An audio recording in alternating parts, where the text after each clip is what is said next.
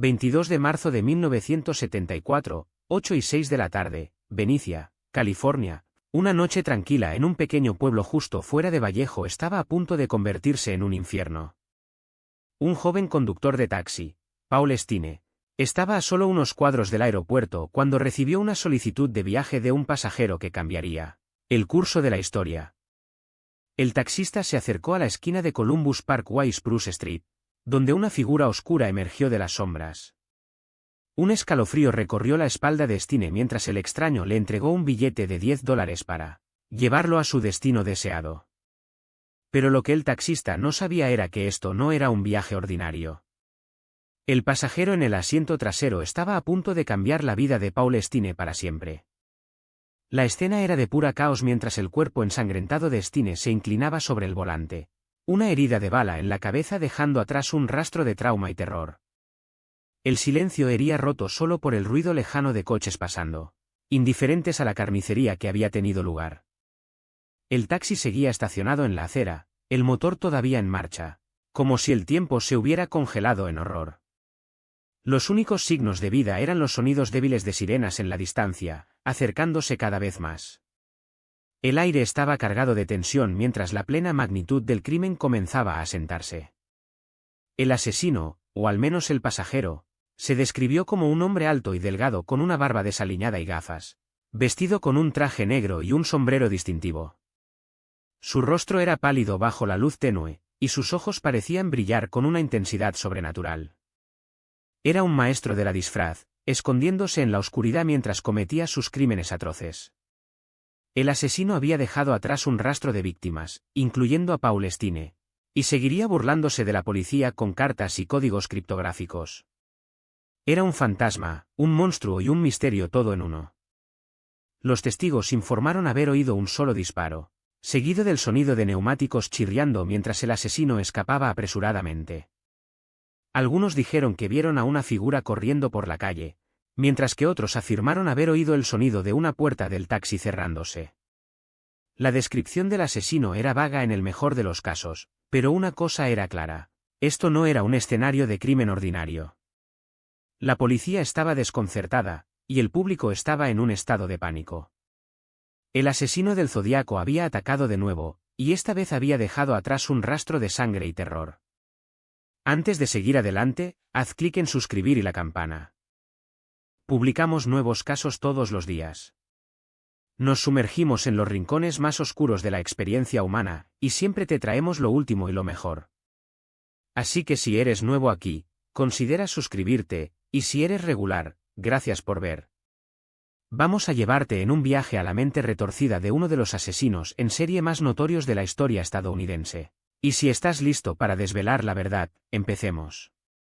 Voy a llevarte de regreso al principio de esta historia, un momento de paz y tranquilidad en el norte de California.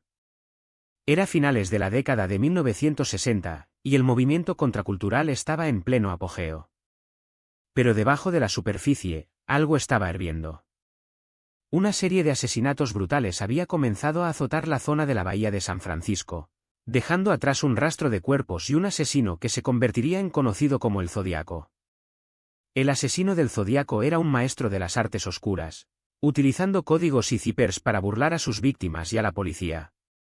Nuestra historia comienza en el otoño de 1966, cuando una joven pareja, David Faraday y Betty Lou Jensen, fueron asesinados a tiros mientras estaban estacionados en un área remota de Vallejo. El asesinato fue brutal e inexplicable, dejando a la policía desconcertada y al público horrorizado. A medida que las semanas se convirtieron en meses, y los meses se convirtieron en años, más cuerpos comenzaron a acumularse. El asesino del Zodíaco estaba suelto, y estaba apenas empezando. Afirmando haber matado docenas, incluso cientos, de personas, pero la verdad sigue siendo un misterio oscuro y retorcido que vamos a desenredar. Durante los siguientes años, el asesino del Zodíaco sembró el caos en el norte de California, matando y atemorizando a cualquiera que se cruzara en su camino. Era un maestro de la manipulación, utilizando los medios para alimentar su ego y alimentar sus crímenes.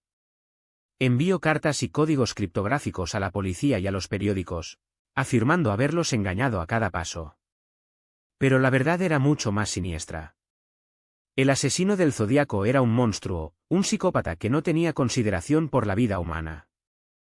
La figura central en el caso del asesino en serie Zodiac era Arthur Leigh Allen, un hombre de 29 años que vivía en Vallejo, California, una ciudad ubicada justo fuera de San Francisco. Allen trabajaba como un delincuente convicto, un agresor sexual, quien pasó tiempo en la cárcel por abusar de un niño de 8 años. Estaba casado con una hija, y desde todas las apariencias, parecía como un hombre de familia regular. Sin embargo, algunas personas cercanas a él lo describieron como un personaje extraño que tenía una fascinación inusual con la muerte y el asesinato. En la superficie, Allen parecía como un hombre callado y reservado que se mantenía a sí mismo. Arthur Leigh Allen ocupaba un puesto como aprendiz de grabador de fotos en ese momento, un trabajo que le permitía pasar la mayor parte de sus días dentro de casa, lo cual le convenía perfectamente. Le gustaba leer y tenía un interés particular en historias de crímenes verdaderos, lo cual parecía adecuado dado su propia obsesión oscura. Su matrimonio parecía estable, aunque algunas personas cercanas a él informaron que Allen era distante y desapegado. Allen parecía estar contento con su vida, o al menos eso parecía. Su familia y amigos lo describieron como un hombre que se mantenía a sí mismo pero siempre era amable en las interacciones sociales. Las personas que conocían a Allen lo describieron como un hombre agradable, relatable y hasta simpatético. Tenía una forma de ganarse la simpatía de las personas, lo cual hacía que fuera difícil para los investigadores identificarlo como un sospechoso.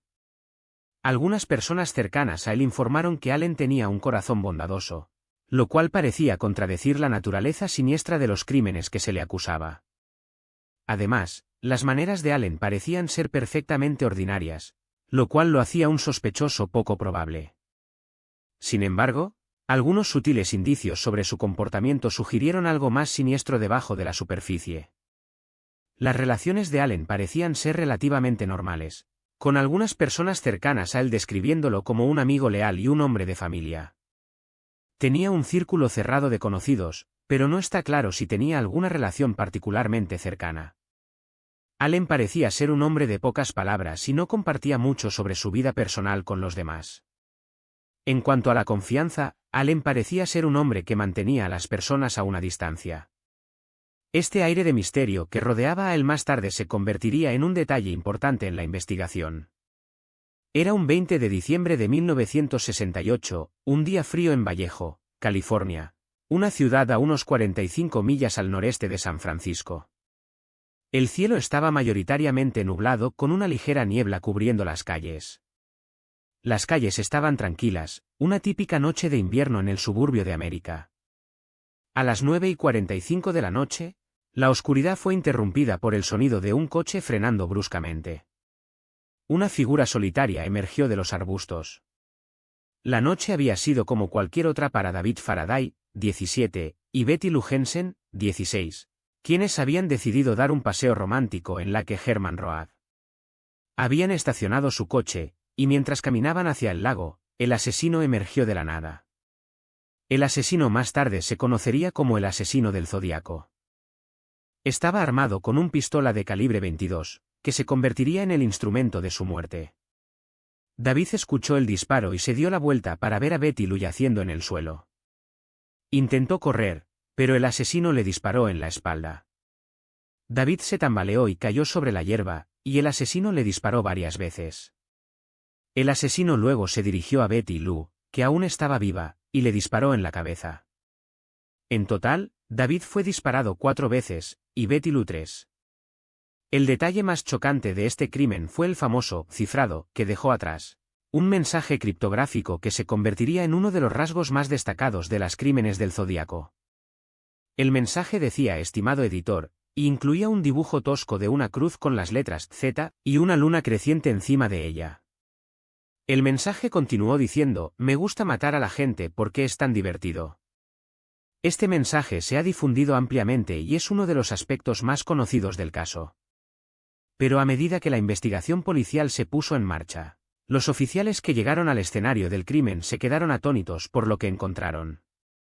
Fueron ellos quienes tuvieron que llamar a los paramédicos, que llevaron a David y Betty Lou al hospital, donde fueron declarados muertos.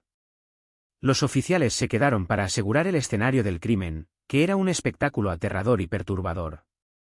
Recogieron pruebas y tomaron declaraciones de las otras parejas que habían estado en el lago esa noche. Sabían que este caso sería uno de los más notorios de sus carreras. Comentario a continuación: ¿qué cree que realmente sucedió aquí? ¿El Zodíaco eligió a las víctimas al azar, o había una razón específica por la que eligió a David y Betty Lou? ¿Fue este el primer de muchos crímenes que el Zodíaco cometería? A medida que se hace patente la escala de lo que ocurrió, es difícil no sentir un sentimiento de shock e indignación. Un chico de 17 años y su novia de 16 años fueron brutalmente asesinados en una calle suburbana tranquila. La idea de un asesino acechando por las calles del norte de California, acechando a víctimas inocentes, es aterrador. La investigación policial apenas está comenzando, y es claro que tienen su trabajo corto. El caso que se convertiría en conocido como el caso del asesino del Zodíaco había apenas comenzado, pero tomaría a los policías meses para desentrañar las pistas y atrapar al asesino. Investigarían cientos de pistas, pero el asesino permaneció elusivo, siempre un paso por delante de la ley. Estaban a punto de embarcarse en una búsqueda que les llevaría a un viaje de giros y vueltas, con un asesino que continuaría burlándoles con sus mensajes criptográficos y códigos.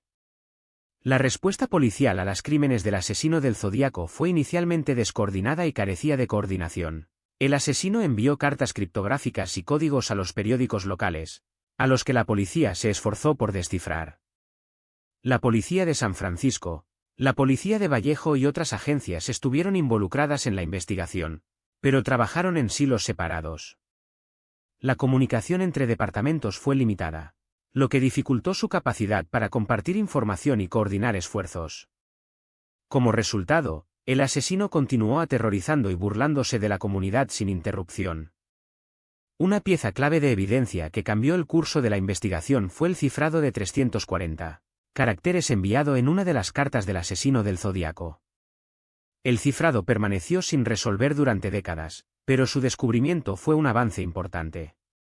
El FBI, que se unió a la investigación en 1969, puso sus recursos en craquear el código. Inicialmente, creyeron que el cifrado podría ser la clave para identificar al asesino. Sin embargo, el fracaso para craquear el código dejó la investigación sin una pista clara durante meses. Arthur Leigh Allen, Richard Gaikowski y Jack Tarrance fueron algunos de los principales sospechosos en el caso del asesino del Zodíaco. Allen, un convicto de abuso infantil, fue identificado como sospechoso temprano debido a su parecido físico con el boceto composite del asesino. La policía recogió evidencia, incluyendo muestras de cabello, pero no lograron vincularlo de manera concluyente a los crímenes. La participación de Gaikowski se basó en gran medida en evidencia circunstancial, y su alibi para uno de los asesinatos lo colocó en un lugar diferente en el momento. Tarrance fue identificado como sospechoso en 2002, pero su alibi y la evidencia de ADN lo despejaron eventualmente de la sospecha. La investigación sobre Arthur Leigh Allen fue un esfuerzo costoso y tiempo consumido, desperdiciando meses de tiempo para la policía. El ADN de Allen se encontró que era una coincidencia parcial con la evidencia de ADN recogida de los escenarios de los crímenes, pero no era una coincidencia concluyente. Esto llevó a la policía a centrarse en Allen como sospechoso, pero finalmente no lograron construir un caso lo suficientemente fuerte para arrestarlo. El FBI finalmente abandonó a Allen como sospechoso debido a la falta de evidencia. Este cebo en la investigación tuvo consecuencias a largo plazo y dificultó la capacidad de identificar al verdadero asesino. La revelación o el giro inesperado que nadie había previsto vino en 2020 cuando un hombre llamado Arthur Leigh Allen dijo que su sobrino había descubierto un diario perteneciente a su tío. El diario contenía detalles que algunos creían que coincidían con la caligrafía del asesino del Zodíaco. Esta revelación sorprendió a muchos, ya que Arthur Leigh Allen había sido un sospechoso principal en la década de 1970.